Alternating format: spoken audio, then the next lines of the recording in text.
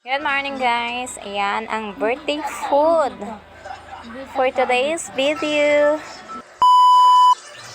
Ito na nga guys, ayan nakita nyo, nagpukpok ako. Ayan, dyan lang ako nagpukpok Kaya, ayan, bali nag-ano ako ng mga pork chop. Then nilagyan ko siya ng asin, paminta at seasoning.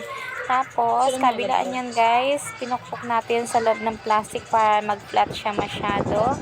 Then kabilaan nga, then papalam na natin yan guys ng cheese bar. Ayan, para may palaman at malasa sa ilalim. Hanggat maaari sana yung yung cheese, yung mozzarella.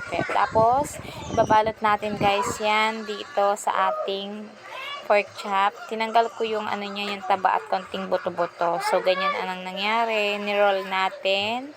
Tapos, i-chill natin yan guys ng 1 hour bago natin iprito. Ayan, ibabalot